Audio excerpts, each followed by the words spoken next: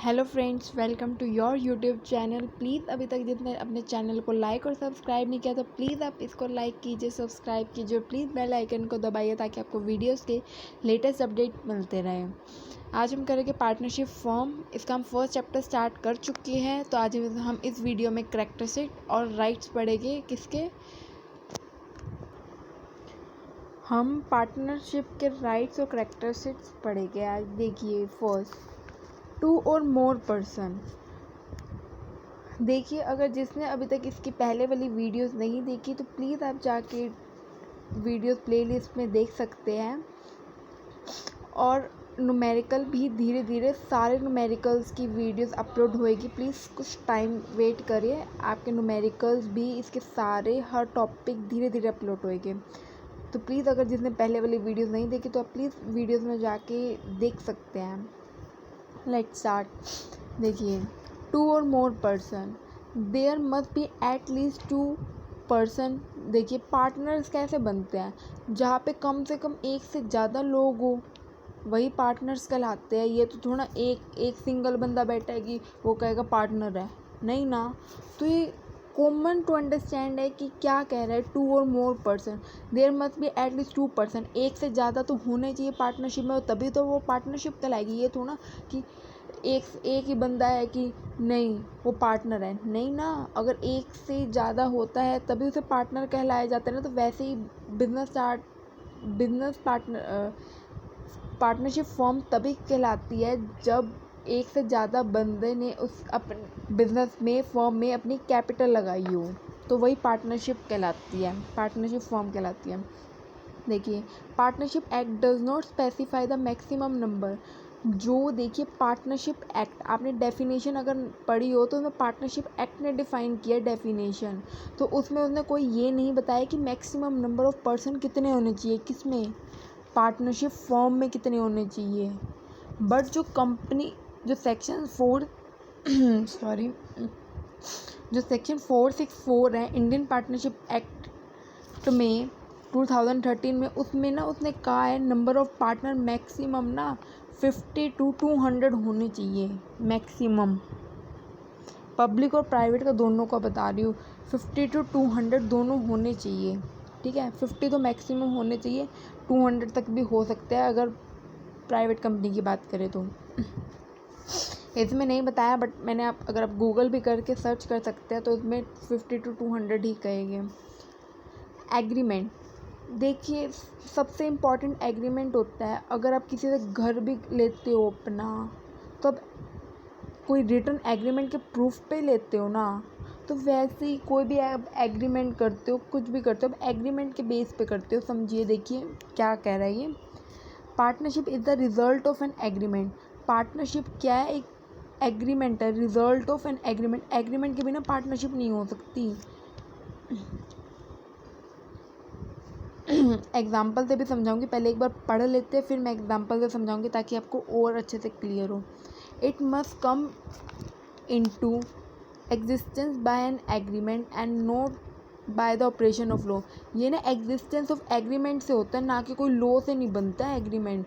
वो ना आपसी कहते हैं ना, क्या कह सकते हैं, अपनी अंडरस्टैंडिंग से बनता है। ये नहीं कि कोई कानून आके हमें कहेगा कि लो, हमें कोई बुक की लैंग्वेज हमें कहेगी कि तुम पार्टनरशिप में आ जाओ। नहीं, अगर आपकी मेरी बॉन्डिंग अच्छी है तो आप तभी मेरे साथ एग्रीमेंट करोगे ना, हम आपके साथ तभी पढ़ेंगे। अगर आपके साथ अंडरस्टैंडिंग नहीं बन रही तो आप थोड़ा मेरे साथ पढ़ोगे।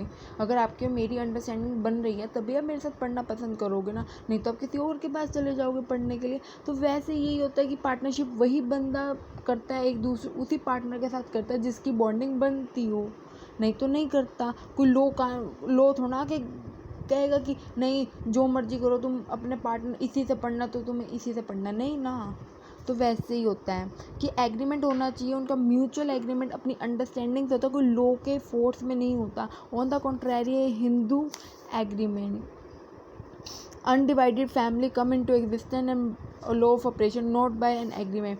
जो हिंदू फैमिली होती है, अगर आपने पढ़ा, वैसे इसमें यहाँ पे मतलब नहीं है बट फिर भी देखिए, हिंदू फैमिलीज होती है, जैसे जैसे किसी का पुराना बिजनेस चला आ रहा है, जैसे मानो आपकी फैमिली, आपके दादाजी का वही बिजनेस था, आपके पापा का वही बिजनेस था, आपके परदादाजी का वही बिजनेस था, वो पीछे से चला आ रहा है, बट आपका मन नहीं है, बट आप फोर्स में किसके बैठ रहे हो, अपने पापा के। नहीं, वो कहते हैं जॉब नहीं करनी तुम्हें, यही बिजनेस चलाना है, आगे होता नहीं है। तो ये वो चीज़ है। The agreement form on the basis of mutual right and duties of partner. मतलब ये एग्रीमेंट म्यूचुअल राइट्स के बेस पे होता है और ड्यूटीज़ ऑफ पार्टनर। ये थोड़ा है कि अगर आप 2-3 बंदे पार्टनरशिप में आए हो बिजनेस के, तो अगर आप मानो आप और आपका फ्रेंड है, वो पार्टनरशिप में आया है, मतलब आपने एक बिज़नेस स्टार्ट किया है, तो आपको कुछ राइट्स भी मिले जाएंगे कि आप इतने पैसे, मानो आपको 1 लाख रुपए दिए हैं, आपके पास है, तो आपका वो राइट है कि आप ये इतने पैसे यूज़ कर सकते हो। आपकी ये ड्यूटी है कि आपको लेबर को सैलरी इतनी देनी है, आप अकाउंट्स मेंटेन करोगे, आप ये करो, तो आपको कुछ जिम्मेदारियाँ भी तो मिलेगी ना बिजनेस करने के लिए। तो वो है, वो उसके बेस पे होता है, राइट्स और ड्यूटीज़ के बेस पे। और ये लाइन हम भूल गए, एग्रीमेंट ओरल भी हो सकता है, रिटन भी हो सकता है, बट रिटन एक प्रूफ देता है, ओरल तो कुछ भी है। रिटन एग्रीमेंट में भी मैं बताऊंगी क्या क्या चीज़ें होती है जो लिखी जाती है प्रूफ के तौर पे, क्योंकि अगर आप ईमानदार हो तो आपको पार्टनर भी, आप श्योर थोड़ा हो कि वो भी ईमानदार होगा, तो इसीलिए उसके लिए एग्रीमेंट बनाया जाता है लॉ के अकॉर्डिंग। तो उस चीज़ को भी ध्यान में रख के हर चीज़ बिजनेस खोला जाता है, ऐसे ही नहीं कि धक्के से चलो भाई खोल लेते हैं, नहीं।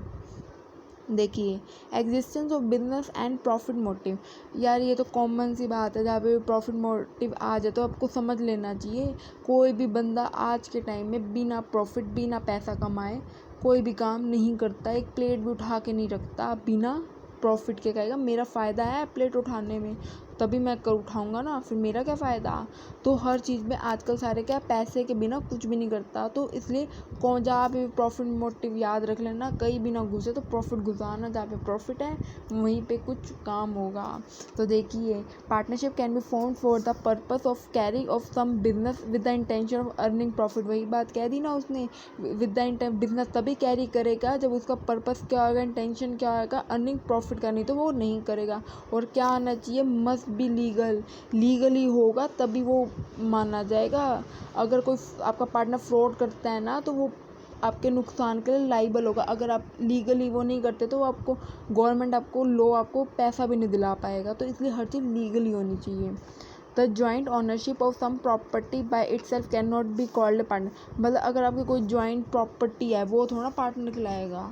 अगर आपका, मानो आपने दो दोस्त ने मिल के, ए और बी मान लो, कोई भी है, ए और बी ने ना मिल के ना प्रॉपर्टी ले ली। उनका चल यार थोड़ा ना पैसा इन्वेस्ट करते हैं, मतलब उनको आपको सस्ते रेट पे मिल रही थी, आपके पास पैसे कम थे, उसने कहा, आपने कहा कि चल मिल के करते हैं, ले लेते हैं। बाद में आप महंगी हुई प्रॉपर्टी तो आपने बेच दी, बट आपको बिजनेस नहीं है वो, बट आपने ऐसे ही ली, आपको प्रॉफिट हो गया। अगर आपका रेगुलरिटी में बिजनेस, आप प्रॉपर्टी का बिजनेस करते हो, वो आपका बिजनेस है, बट वैसे वो पार्टनरशिप नहीं कहलाएगा। क्योंकि कई बच्चों को कन्फ्यूज़न होते हैं। अगर आपको इस पॉइंट से रिलेटेड कोई भी प्रॉब्लम हो तो प्लीज़ आप कमेंट करके मेरे से पूछिए, मैं आपको ज़रूर रिप्लाई करूँगी। देखिए, शेयरिंग ऑफ प्रॉफिट, आपने अगर डेफिनेशन नहीं पढ़ी शेयरिंग ऑफ प्रॉफिट की, तो प्लीज़ एक बार डेफिनेशन अच्छे से पढ़ ले, आपको शेयरिंग ऑफ प्रॉफिट समझ आ जाएगा। मैं आपको फिर भी समझा सकती हूँ। शेयरिंग ऑफ प्रॉफिट ये होता है कि अगर आप पार्टनरशिप कर रहे हो, देखिए अगर आप पार्टनरशिप पढ़ रहे हो तो देखिए, अगर आपने बिजनेस किया है तो आपको प्रॉफिट भी तो होगा, और आप अपने पार्टनर्स, अपने पर्सन्स के बीच में बांटेंगे भी तो। देखिए, the agreement between the partner must be aimed at A sharing of profit. अगर आप पार्टनर बन रहे हो तो आपका प्रॉफिट एम क्या होना चाहिए, शेयर ऑफ प्रॉफिट। अगर आप जो भी बिजनेस में प्रॉफिट कमाते हो तो आप आपस में बांटें, मतलब आप अपने पार्टनर्स के बीच में, ए बी सी जो भी है आप पार्टनर बने हो, तो उसके बीच में वो प्रॉफिट बांटे।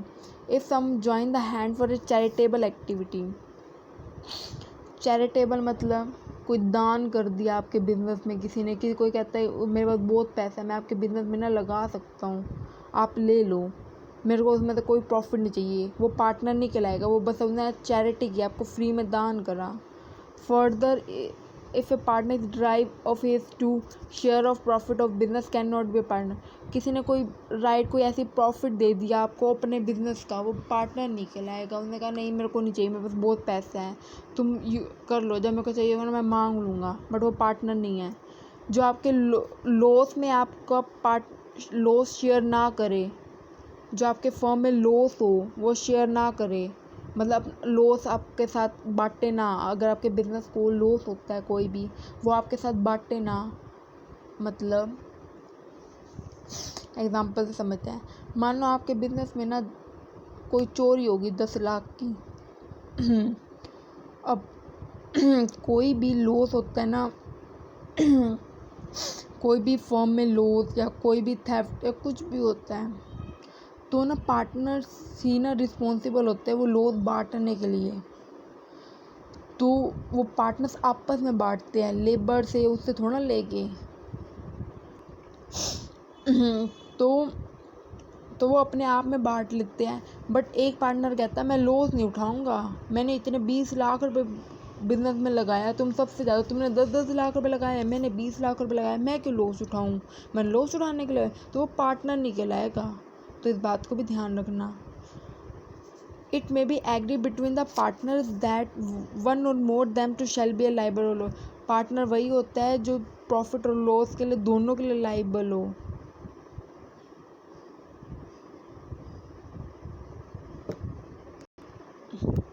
अब देखिए last point, business carried on by all any of them acting for all. अगर आपने ये पॉइंट आपको मैं पहले समझा चुकी हूँ तो प्लीज़ आप मेरी डेफिनेशन वाली वीडियो जाके देखिए, उसमें ये पॉइंट बहुत अच्छे से क्लियर करा हुआ है।